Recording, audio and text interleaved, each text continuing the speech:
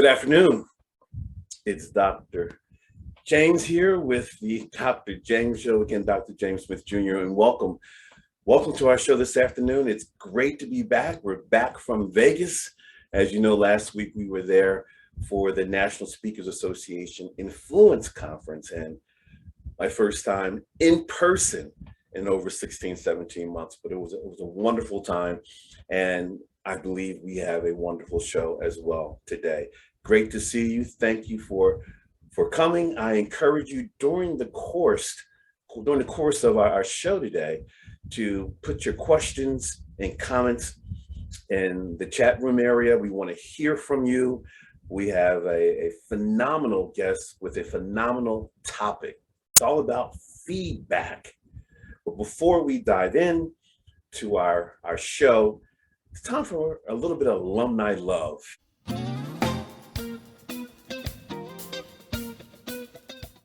Hi, it's Dr. James back with another edition of Alumni Love. And boy, do we have some love to give you today in the way of Tavia Sharp, image, brand, consultant extraordinaire. Tavia, what's happening?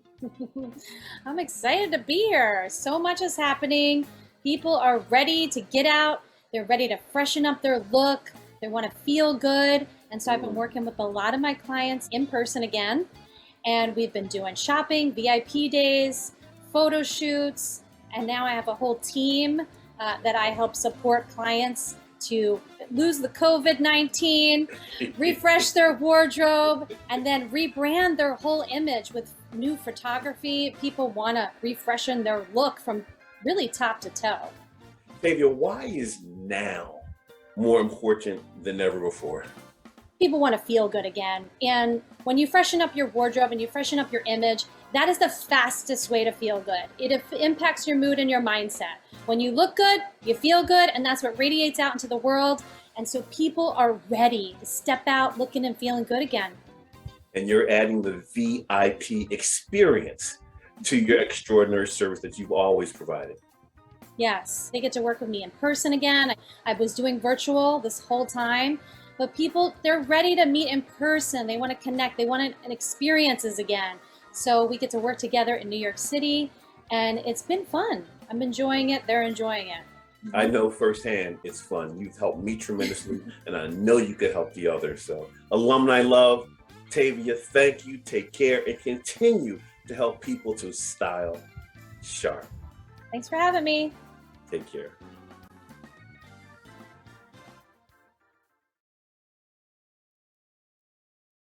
Yes, that was Tavia Sharp, styled sharp. Please reach out to her if you're interested in brand, image, consulting, dress, apparel, and so forth.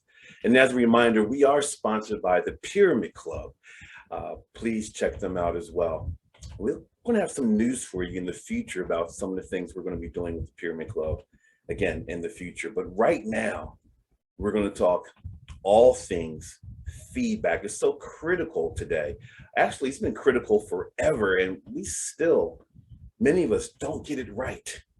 Today, we have the managing director of Learning Bridge, as well as the managing director for the Park LI Group, and his name is Glade Holman. Mr. Holman, welcome to the Dr. James Show. Glad to have you. Glad to have you.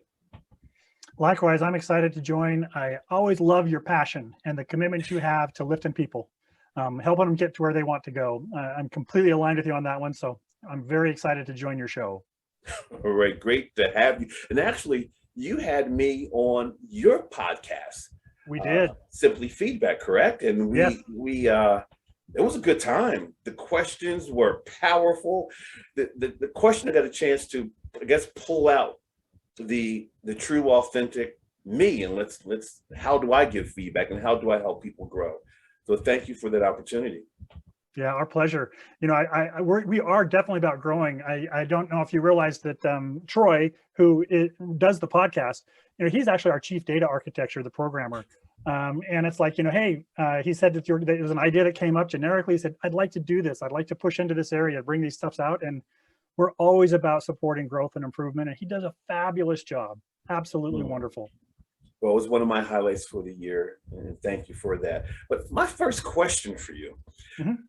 a lot of little kids when they're young, they're playing with toys, they're jumping rope, hide and go seek, playing sports. Were you studying books on feedback? When did this love affair with feedback develop for you? It certainly wasn't when I was young. But if there's one thing I was afraid of when I was a kid, it was feedback to a degree. I'll tell you, that's something I kind of avoided. I didn't want to be measured to a degree, but I definitely had a lot of time playing. I grew up in a small town, Pleasant Grove was the name. Kind of is exactly what it sounds like. Sure. A small place there, but lots of playing, not a lot of feedback. In fact, I probably personally, I probably avoided situations where I believed I was going to be evaluated. And sometimes feedback always feels like it's an evaluation, but I didn't want to be evaluated. So I would hang back, Ooh, should I try out for the basketball team? Well, I might not make it. They're going to tell me I'm good or not good, So that kind of stuff I'd hold back. What was the turning point, though, when you started this journey to grow through feedback? Because as you say on the website, it says, grow professionally, become a better you, receive feedback graciously, and act on it visibly. What was the turning point to get you there?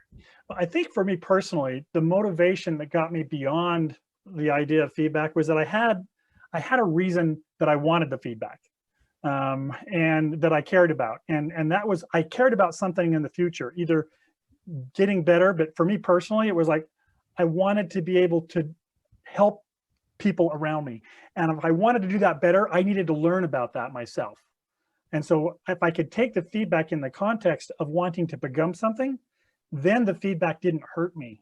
It didn't push me down. It like helped me toward an objective. And I had this kind of natural push to always want to try and make the situation better for other folks. And so I would lean into trying to help others. And in that context, I then receive feedback when I'd find out I wasn't helpful. But it was the motivation to do something other than, oh, I just want to learn something about myself. I wanted to achieve something. Like, what's your definition of feedback? We all have our thoughts and views on what feedback truly is. And people have said it's the breakfast of champions, it's a gift. And if it's a gift or the breakfast of champions, why do we avoid it? So it's a combination of two questions. What is your definition of feedback? And if it's supposed to be so helpful, why do we avoid it? And why do people struggle providing it? Yeah, that's a really great question. I mean, first of all, feedback is just, if you think about it in the most basic of terms, it's like you put something out there and there's a reaction from something out there that comes back to you. And sometimes that feedback is I push against my hand and I feel this hand push against it. That's a feedback moment, right? There's a reaction from the external to you. When we're talking about it within the professional context, we don't often, when I do this, I feel the feedback I feel the pressure. The feedback in the professional context, sometimes, you miss it. It goes right through because it has to be shared by somebody. You may gather stuff from the outside, from body language, but you miss it because it doesn't have to come. So first off, it's just understanding what's the reaction to the external environment that I have, that impact versus the intent that you'll hear a lot about. But I think it comes down to, after that, okay, well, why then don't I get the feedback I need in a professional setting when I can get it in a physical setting because I hit the wall? Oh, I know the wall gave me some feedback. It says you're not going through here. Why don't I get that in the professional setting? I think largely it's because most feedback givers have found it kind of stressful to give feedback to somebody when it's not received in the way that they're hoping. And it's like, oh my goodness, I'm not going to do that. That experience makes me uncomfortable, so I'm going to avoid it and either give you kind of nice fluffy feedback or say, oh yeah, you're doing fine, rather than giving you something that might make all the difference in the world for you, that might stop you from going off that cliff or might put you on a slightly different thing that'll help you get to where you are. So when I said, for me, what got me over the hump of giving people feedback that was constructive, or what I'll call generative, was my desire to allow my experience set to be useful to them. We all learn from our experiences. sometimes we're lucky enough to learn from other people's experiences. And feedback can be a way that I can do that with somebody else. They don't have to have the same experience I did to make that cross that bound, that learning. That's good. I recently came across a Gallup poll doing some research, and it was 2020 research, and it said of the respondents that were interviewed, only 26% of them said feedback has helped their career. Yeah. And why so low? Partly because sometimes they didn't get the feedback they wanted. Here's the thing that I got to remind myself of every time when I start with somebody. I'll say, you know what? It's part of the natural kind of human condition. Everybody wants to grow and improve. It's absolutely core to who we are as human beings, right? Just as that fight response, like when I get angry, that's part of being human. Wanting to grow and improve is too. I mean, so that's why you pick up books. That's why you learn. That's why you renovate your house. And if you can't do it on the job, you find a way to do it outside of the job. So if everybody wants to learn and grow, you got to get feedback to do it, right? Because you can't see yourself through your own eyes. You can only see it through the eyes of others. And if you don't get access to it, you can't grow and improve. So when someone says, hey, only 20% said feedback helped, it's because either they didn't get the right feedback, or two, the giver gave it in a way that made it that it couldn't be received.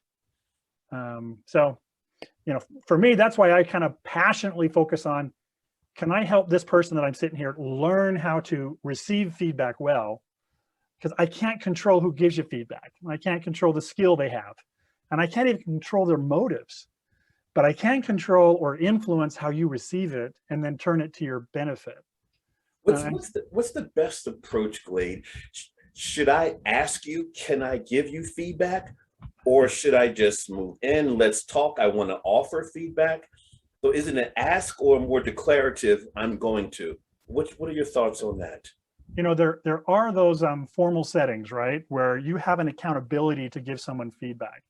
And so for me, or there's time I want to be helpful, I keep in mind, and we'll talk about this in some of the work that we do, the frame from which the feedback comes.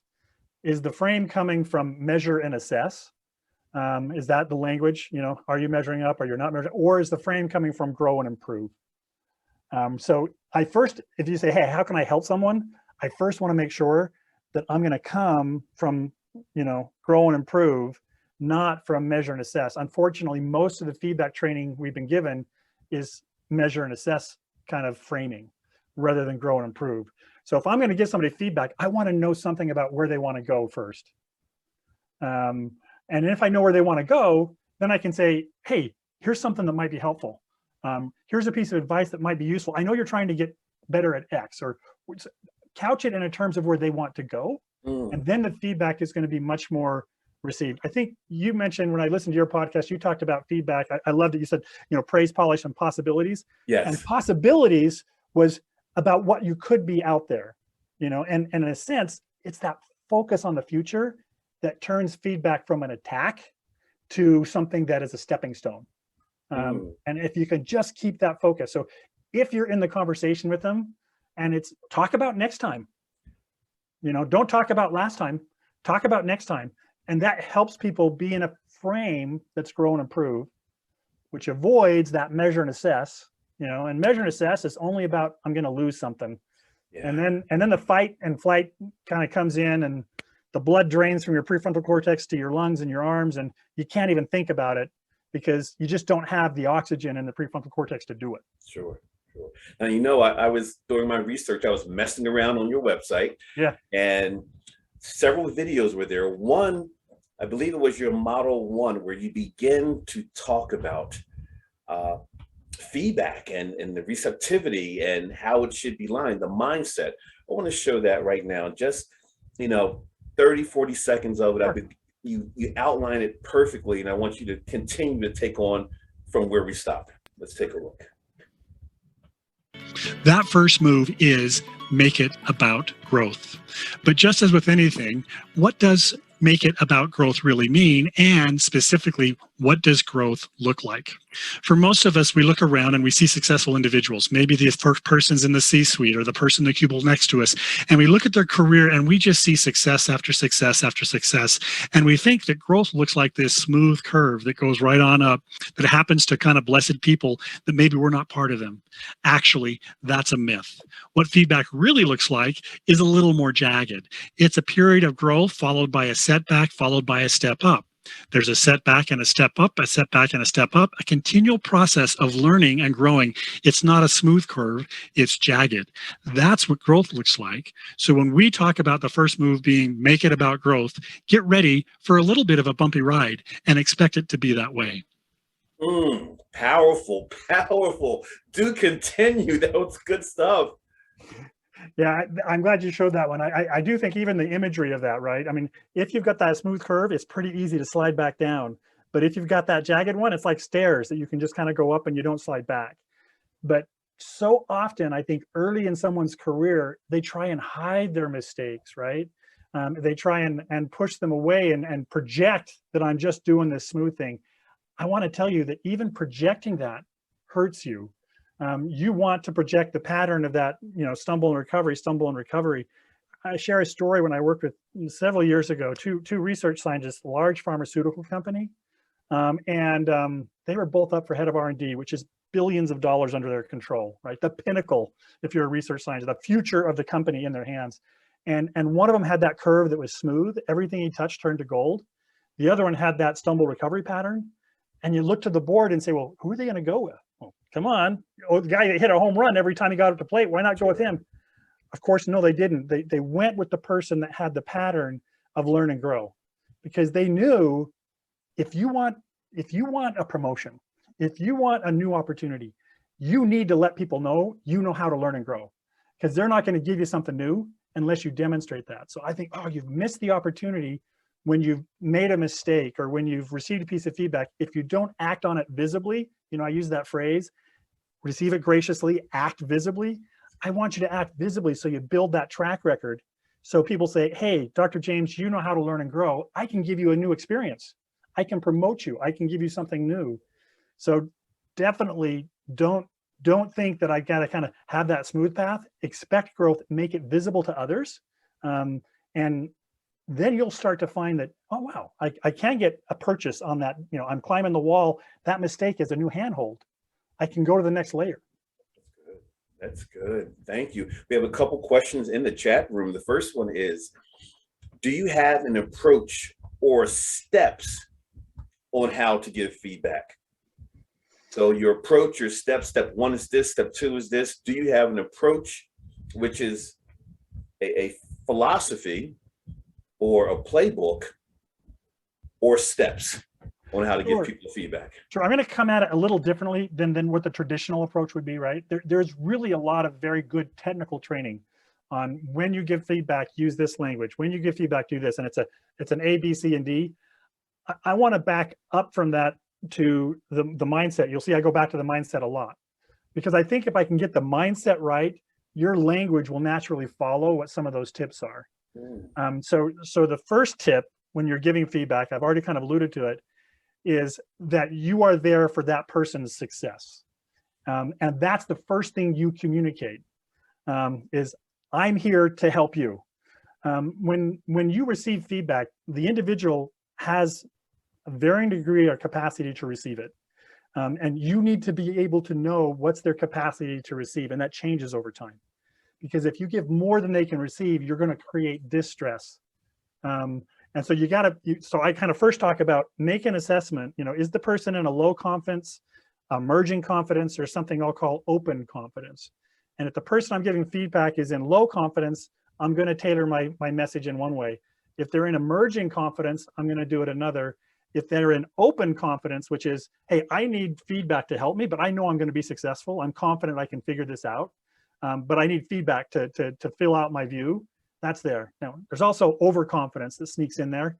And that's another way to give feedback. So the first thing, I'm there for the benefit of the person sitting across the table from me, not for me. Sometimes people give feedback because they're frustrated and they want to get it off their chest. I'm here. Yes. I'm on your side. That's the first thing. I'm here for your growth and development. The second one is then to, in that context, start to know where they are, and then say, do I need to offer encouragement? Figure out if that's the need. And I would not say, many people go to the feedback sandwich model. I don't know if you've heard of that one before. Oh yes, that was back 70s, 80s. And I warm think, fuzzy, punch in the gut, warm fuzzy. yeah. And the unfortunate problem with that, and there's a lot of other names for that one too, by the way. The problem is we're like Pavlov's dog, and we know that. So as soon as you hear that positive piece of feedback, you know what's coming next. It's coming. So you just get like, you're like, it raises the anxiety. And so then it misses it. So sometimes I would say, hey, look, depending if they're low confidence, particularly, separate your messages.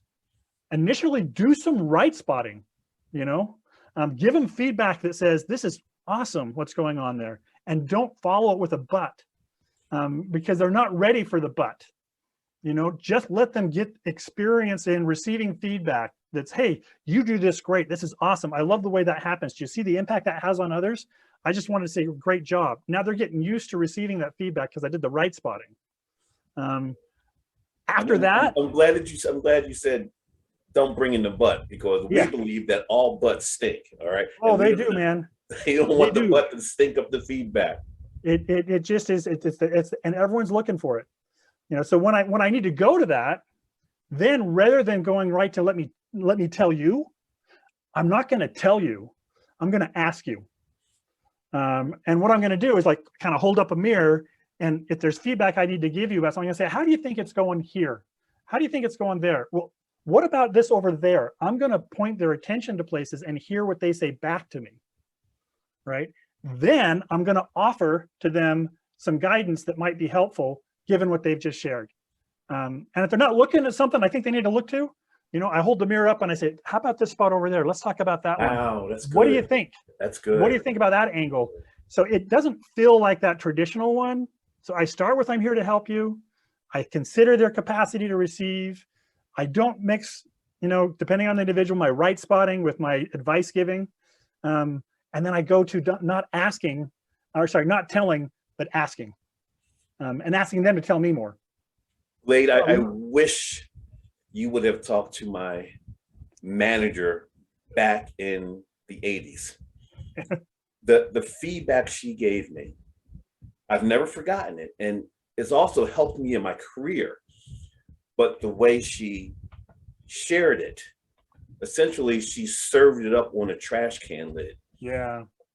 She mentioned that we had just left a meeting with senior leaders and I had presented.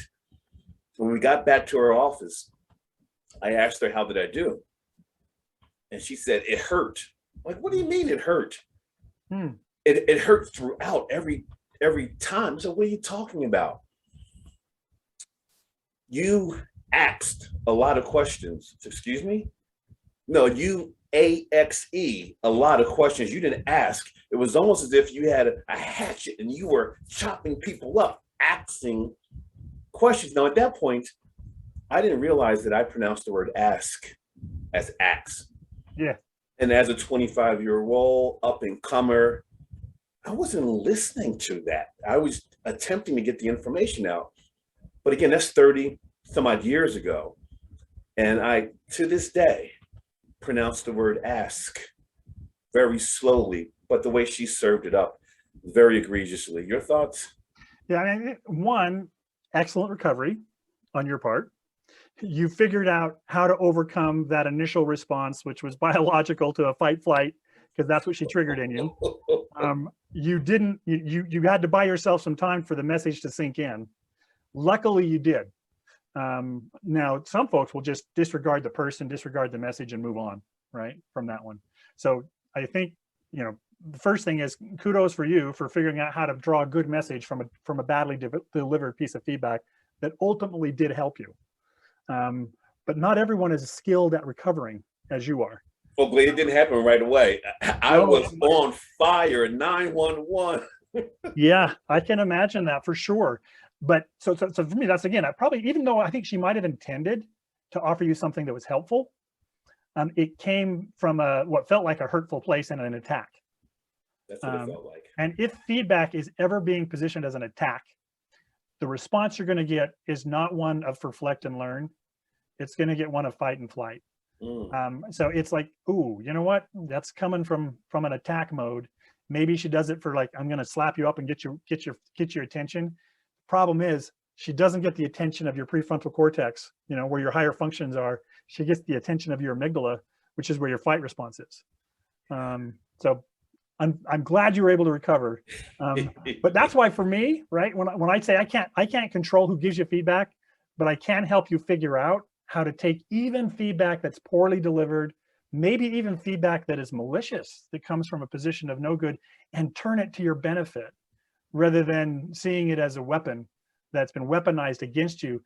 I believe you can take any feedback, even ill-intended feedback, poorly delivered feedback, and turn it to your benefit. That ties in nicely to the question that's in the chat room. It says, what do you do when a person pushes back or doesn't embrace the feedback? Because, you know, we have people who get defensive, we listen defensively. As you're sharing the feedback, we're looking at what's wrong with you. Right. You have broccoli in your teeth. You know, I saw you mess up. What tips, suggestions, thoughts do you have about, again, what do you do when a person pushes back or doesn't embrace the feedback? Yeah. You know, I had an individual who I was working with. She had to sit down with a senior executive and give them feedback from their 360 survey, you know, where you get everyone to fill it out on you, and a lot of questions on a scale of 1 to 5. And this individual, although a high potential, was getting a lot of ratings of 2 from their manager. And she calls me up. She goes, Glade, when I sit down with this executive, she's going to go crazy when she sees that her boss has been rating her a 2. I mean, she's going to push back so hard against that. What do I do? What do I do? And so that response of what do you do when someone's going to push back? My thing is to go back and say, look, we talk about kind of what we call jujitsu moves, because it's learn how to take the energy that's coming to you and adjust it to put you on top. And one of them is to first normalize the data. So if Dr. James, I just gave you some feedback and I'm experiencing pushback, you know, for one, I'm going to know that you're not responding from the best part of your brain because you're going to defense rather than what can I do in the future and learn. So I go to something like, okay, I got to normalize it. And so what do I mean by that? Hey, look, this feedback you're getting, it's not a big deal. There's 1,000 people just like you that receive this same feedback. It's just part of transition. It's part of growth. It's part of where you go. So even though it feels like it might be a big deal for you, it's not. It's natural. Receiving feedback that is challenging is natural. Everyone goes through it. So I try and downplay the stress of it and say, hey, it's normal. The other thing, I also know they're probably taking it personal, which is what I think what happened to you, right? When she gave you that feedback, it was like a personal attack on who you are. And so it's like, well, okay, don't remember, they're not asking you to change who you are. It might feel that way. That's what they're feeling. All you're doing is saying, I want to change what you see, which is change what you do. And I can change what I can do. I can't change who I am. Certainly not based on a piece of feedback that doesn't take into context the complexity and nuances of my entire human self, you know. Yeah. But I can adjust what I do. So if someone pushes back, I take it as a signal that, oh no, I've triggered them into a measure and assess fight flight. Let me lower the temperature and say, hey, this is natural. And it's even natural to be frustrated about it. I go through it, you go through it. It's part of the transition that every executive, every person you see that's up here that you want to be, they've gone through something just like that. And so can you. So I try and bring the temperature down, but recognize once the trigger has happened and they're so much pushing back, you're going to have to buy yourself time. Don't try and push it because biology is, you know, fight flight response says get body to run, blood drains from here. And if you keep going at them when there's no blood there, this is where your core person is. This is where your person, this is your better self. You're not going to get their best reaction. So you can say, hey, let's, you know, sorry, I think I pushed something here. Let's kind of bring it down a second. Maybe take 20 minutes and come on back. Or let's pick this up again tomorrow. And, you know, it's where I said, this is an important conversation, but you may have to give them time. What you're doing also is you're providing them with an invitation to re-engage. Yeah. Not just walking away or that silent treatment that we sometimes hear. Glade, the example I shared with you had a lot of diversity implications to it because the person who gave me that feedback was a white female. Hmm. And I don't know if I would have reacted the same way if a person of color gave me that feedback. I don't know. Right. What are some of the cultural implications involved with giving and receiving feedback? You know, feedback never lives alone, right? It's always in a family of context that's around it.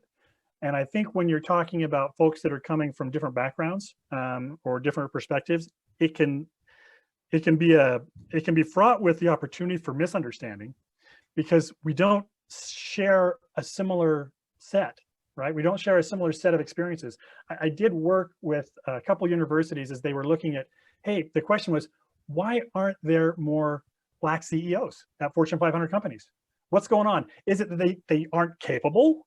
Or is it that there is a ceiling that's stopping them from doing it? Or what is it's getting in the way of that process? And they invited me to be part of that conversation, which I was fascinated with, right? Because I'm like, okay, I'm, you know, like I said, I'm not quite blonde, but I'm pretty fair. And I don't have that experience in set. And so it was illuminating to me. But one of the things they highlighted was what really happens is, well, we like and understand people that come from a similar background from us. We can translate their story into our language because our context is what gives meaning to the environment. And if you and I have a similar context, then it's easier for me to make an assessment about what you just said. It's easier for me because we speak the same language. And when we're coming from diverse backgrounds, we have to recognize that I don't share the same experience set. So when I plop something into that experience set, it's going to get interpreted differently than when it goes into one that's just like the one I'm familiar with. That's why we hire people like us, because it's easier to do. I know how to assess them, right? I've got the same tools and language. When I hire someone that's different from me, it's hard because I have to adopt another perspective. And as a result, the person who is not receiving that feedback, in this instance, say the person from the underrepresented group. Yeah. I know for me, a lot in corporate, I felt like every day I was walking into a headwind. Yeah. Where I keep getting feedback, keep doing what you're doing, keep doing what you're doing. But what I was doing wasn't creating the immediate results that I want. And I had no idea why.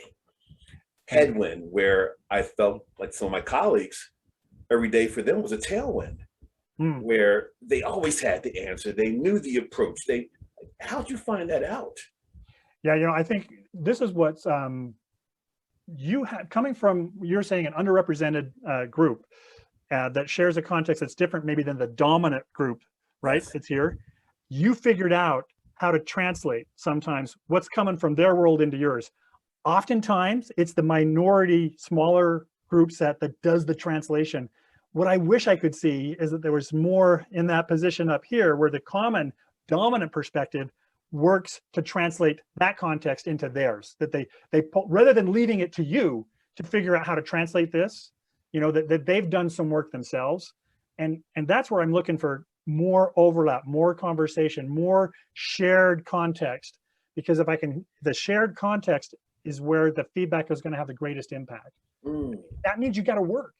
And, you know, sometimes I'll hear people say, well, that's why leaders today, they'll talk a lot about needing to have empathy for the folks that are there. And sometimes I think there is a certain portion of the population that empathies are going to say, you know, that's touchy feely. So I'll sometimes will say, no, let's talk about the skill of perspective taking.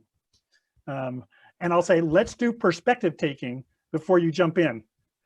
So if I'm talking like, okay, well, let me try and adopt your perspective. I'm not going to do it perfectly, but let me adopt your perspective. Let me engage in perspective taking in as many different ways as I can. And sometimes that was a way for me to overcome the hurdle of someone who says, I'm not a soft leader.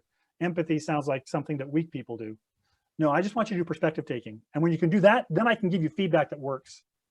A good book that helped me with that approach is Andy Andrews' book called The Noticer.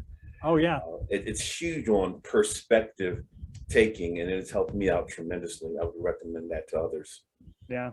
But I think your issue on the other thing, I think, and you've already recognized this, when you are receiving feedback, basically someone's giving you a narrative.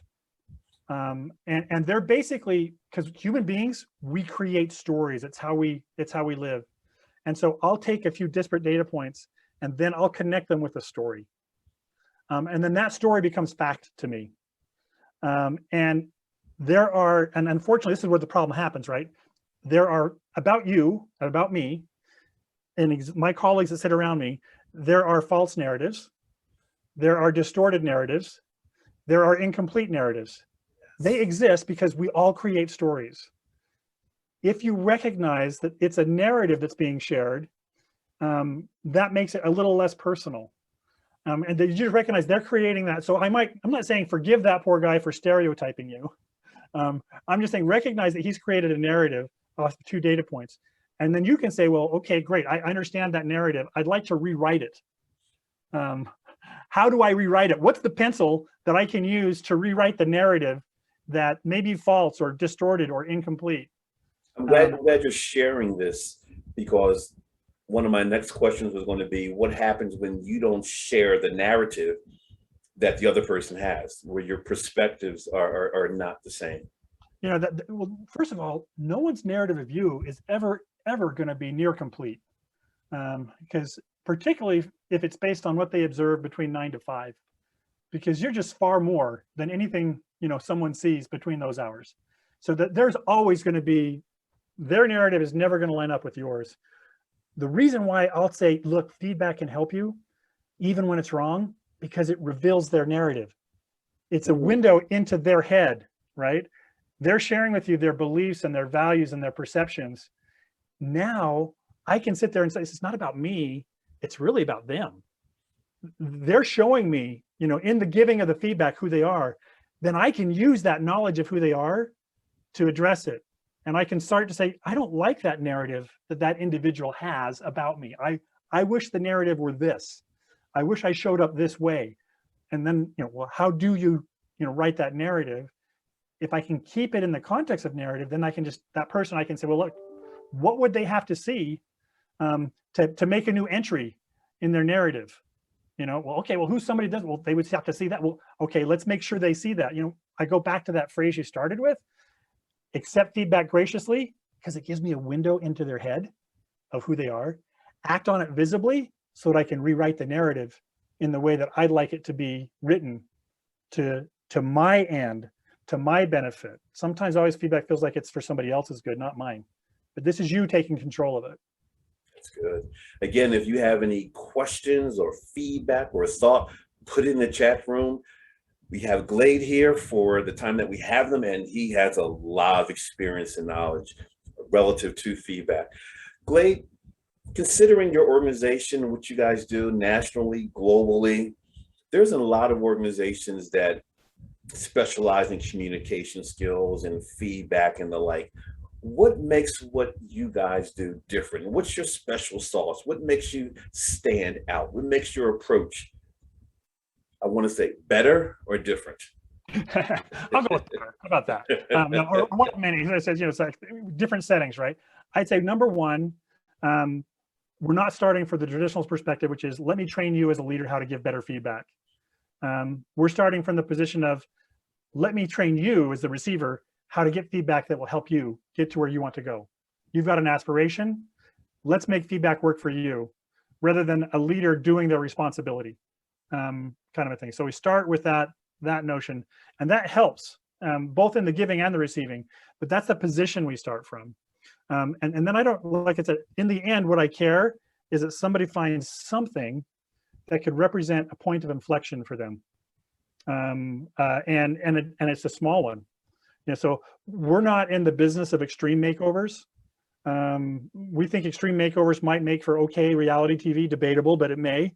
It doesn't make for good careers. What makes good careers is small tweaks here along the way. So I think we're really focused on the output of helping you achieve what you want with the feedback you have access to.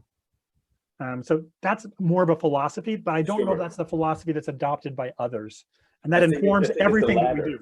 I think it's the more of the latter, the assess, the correct, to fix, to put you on a time frame to do it.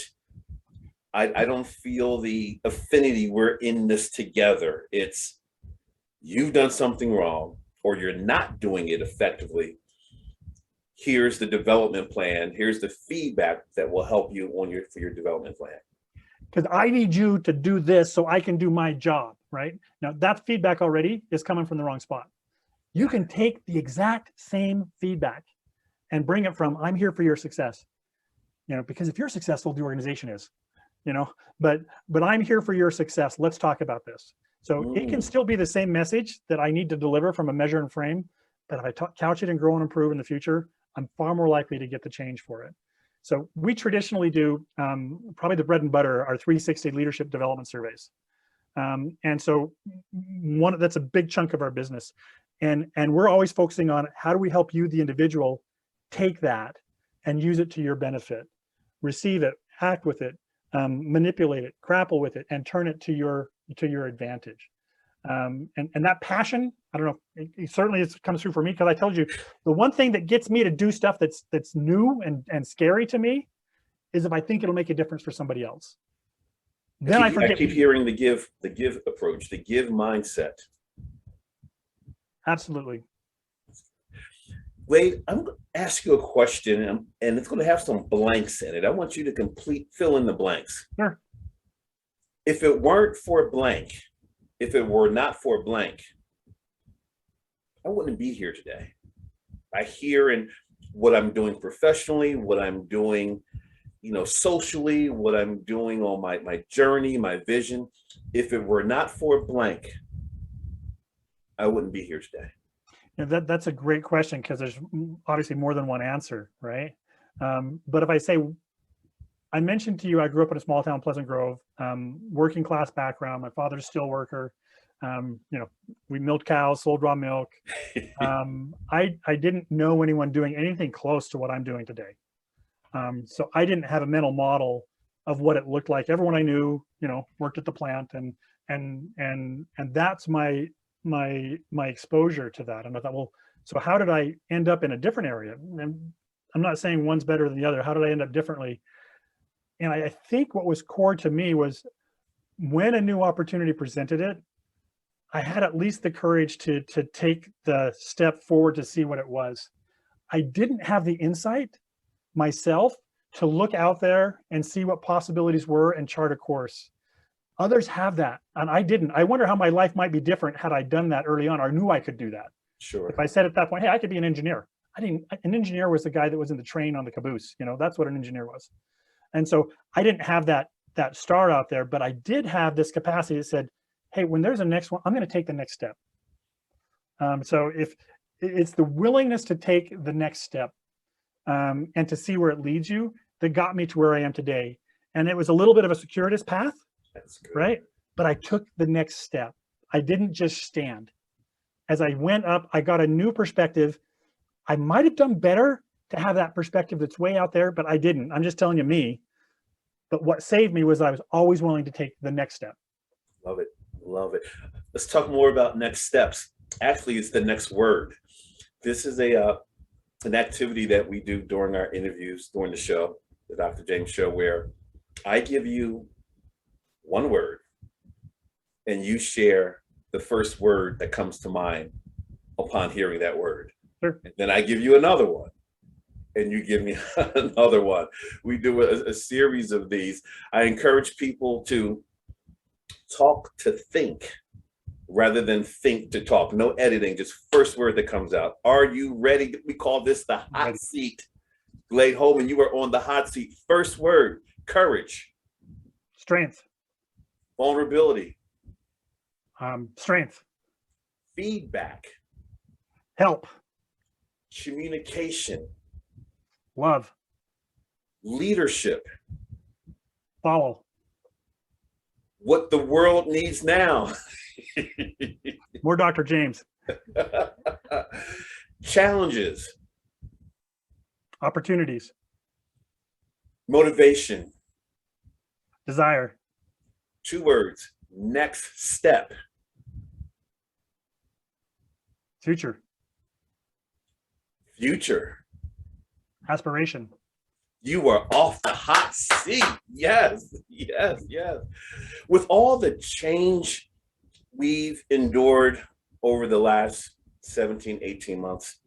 Many leaders leading virtually, team members at home, where the feedback mindset might be different because I'm not in the room with you. I don't see you all the time. Yeah. I'm seeing you virtually, and I'm seeing you very raw and authentically because I see what's behind you if it's not a virtual screen. How, what's your thoughts about feedback in the future based on what we've endured and embraced the past 16, 17 months? Well, I think you might need to, in the past, we might have spontaneously sought and given feedback a little more in the natural course of our interactions. So you may need to be a little bit more intentional about it than what you were in the past. But, and I think the other thing is to don't go in with assumptions too much, right? So sometimes I think even there's an opportunity to misperceive more in the virtual setting there is outside. So be open that you could be wrong in your perspective. And so when it comes to feedback, be more humble about it, but be more intentional about it too. I always give people the permission to reject my feedback. You know, I always say, like, you know what, I actually think I'm pretty good at it. I have a pretty good hit rate, even on a limited data set, but it's not 100%, you know? And so I expect you to work with it, and you decide after you've chewed on it for a couple of days if you'll swallow it or if you'll spit it out. But I do think it's going to be more intentional, more listening than speaking. Is going to have to be what happens for us in this kind of go forward context, where I think video, regardless if, you know, we start to travel again, we go back to the office, there's going to be more of this. We all have experience with it now. Also on your website, there's, I mean, you have tons of videos, great stuff. We're still in move number one, but you're talking at a deeper level. I think it's the mindset of the person receiving the feedback or even giving the feedback. I'm going to show a little clip again and then have you take it on from there. Let's take a look. And that's a belief that everybody's skills and abilities can be improved. Carol Dweck out of Stanford very famously introduced the idea and the notion of growth mindset and popularized it. And it is the belief that you're not great because of what you were born with. You're great because of what you did with what you were born with. And everyone can grow and improve. So if you start from that belief set, you're likely to find yourself on grow and improve. But having that belief and then actualizing it in your actions can be two different things. If you are someone that actually looks at feedback and says, you know what, no news is good news, or, you know, you're someone who says, play it safe, that's the best thing to do, you're probably, even though you may believe folks can grow and improve, you're probably living in measure and assess. If that feedback mid-year check-in and that year-end review, and that's like 2 times in the year, that's enough for you, and maybe 1 too many, then you're probably living in measure and assess. And feedback probably has a bitter taste, and there's a bit of fear of failure. If, on the other hand, you're in grow and improve, you can't get enough feedback. You've acquired a taste for it, and it goes down smooth, and you're energized to seek it out and to find more of it. Good stuff. Want to continue the conversation? Sure. I mean, for me, when the next thing I go into, like, if I do think that, you know, I've gone back to this measure and assess, grow and improve a lot, and I do say it's a basic one move. It's kind of like in athletics, you know, there's that stance that you do, you take the right stance, and then everything kind of comes from that. And so that's why I start with this one. But I find that so often we choose which place we're going to live in, measure and assess or grow and improve. And sometimes if we're in measure and impress, we think there's like passport control, you know, that's going to keep us out of grow and improve. And I want to move as many people as I can into the grow and improve, and then help them not slip back into measure and assess. And so, like I was saying there, if you're thinking about proving yourself rather than improving yourself, you're measure and assess, with the downsides that come to that. Improving yourself, you know, that's what I'm about. If the feedback is about improving rather than proving, if the feedback's about being better than someone else, that's over here. If it's about being better than before, that's over here. You know, so it's like, I gotta keep avoiding that. Oh no, I'm going to slip back and compare myself to other. No, I just want you to compare yourself before. Last time, not next time. Be in that side. And so, don't think there's passport control. I don't invite you to be a tourist over here, and then I want you to build a home there. But I recognize the first time you go, there's going to be a pull to slip back to what's familiar. And I just need you to keep crossing the border. And if I'm continuing to cross the border because I want to grow and improve, what are some thoughts, steps, approaches for asking for that feedback from your manager, from your peers? Yeah. Give me some advice, Glade. Yeah, so you're saying, I want the feedback, I ask for it, and what do I get? You're doing fine. I like you. You go along. It's vague. It's not specific. So the question, how can I make it easy for someone to give me helpful feedback? I'll say the first thing is don't make them work too hard, and don't scare them. And so what do I mean by that? First of all, if I ask for feedback, I might scare them into, I've now asked you to sit in the judge and jury chair, and they might say, oh, I don't want to do that. Let me not ask for feedback. Instead, let me ask for advice and guidance. Because if I put you, the chair I put you when I ask for advice is like trusted, learner, someone that's honorable, that has something to offer. When I ask you for feedback, it's like judge, jury, critic. So that's the first tip, right? Don't ask for feedback, ask for advice. In fact, we even did our own little kind of anecdotal research. And at the end of the survey, we say, hey, additional feedback you have for this individual, or what feedback you have for this person versus what advice, and then look and see what we get. We get 3 times more when we ask for advice and guidance than when we ask for feedback. So that's the first thing. The next one is be specific about where you want the feedback and tap into people's desire to want to help you. So I want to get better at X. Can you help me? I'd appreciate your advice. I've now made it really easy. I've given you a chair to sit in that's not threatening. I've given you a focus to look at, and then I've honored your experience set, and you're more likely to have them offer you something than if I say, hey, do you have any feedback for me? That's a question that says, that's too much work.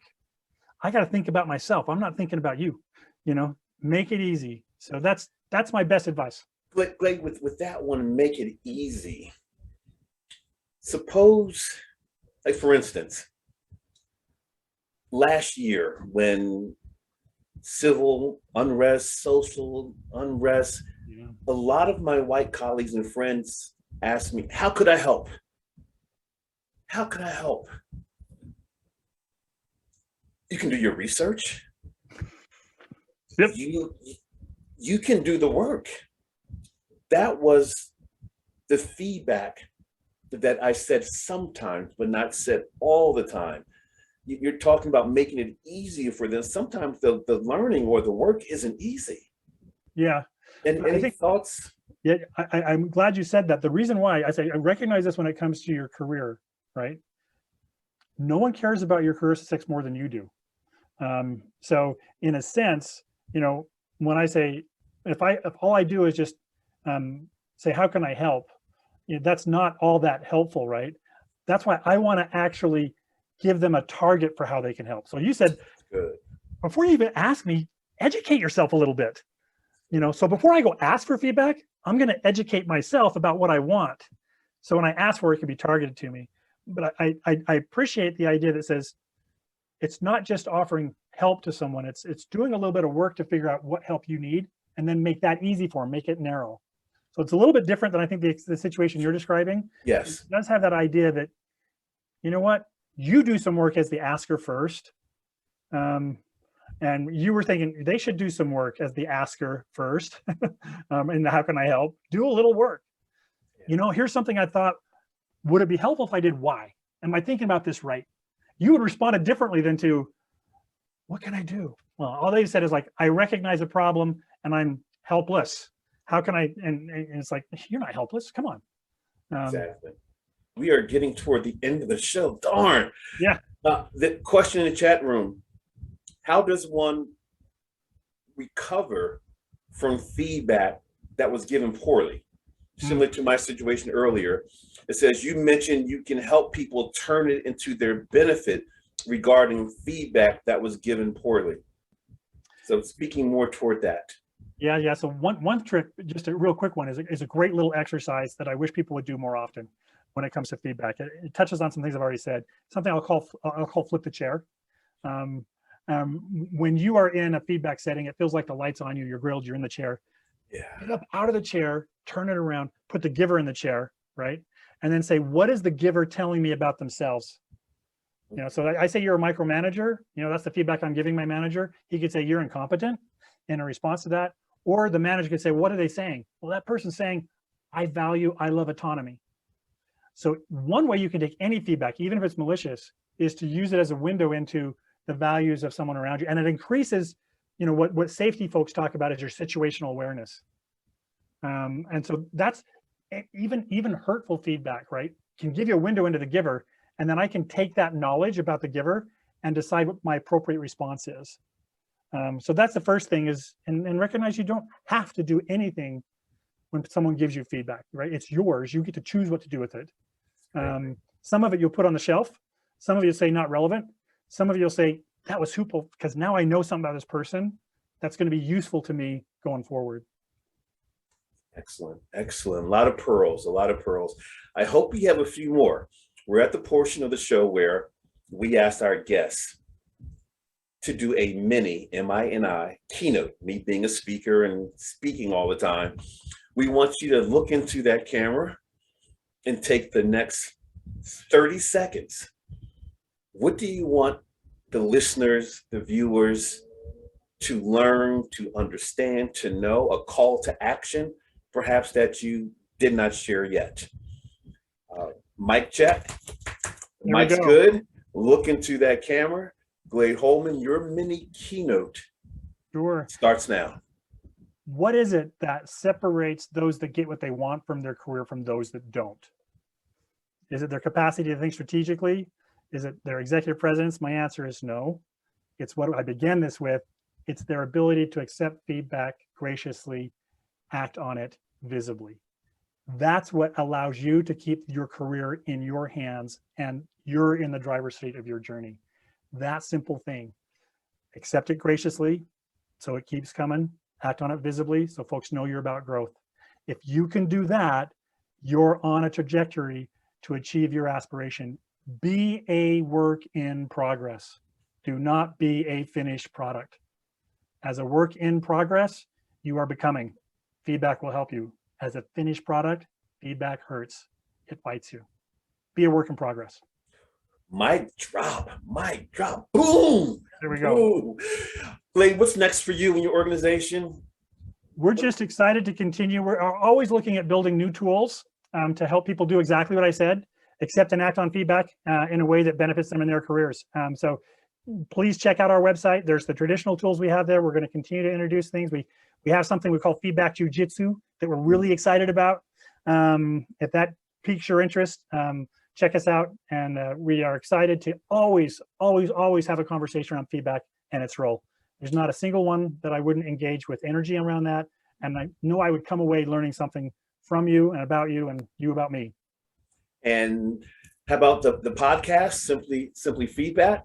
There's a great episode in there by Dr. James. I recommend you all actually do. I love, and as a little teaser, go look and see what he has to say about praise, polish, and possibilities feedback, because it's a great add to what we're talking about here on Simply Feedback, that podcast that we host.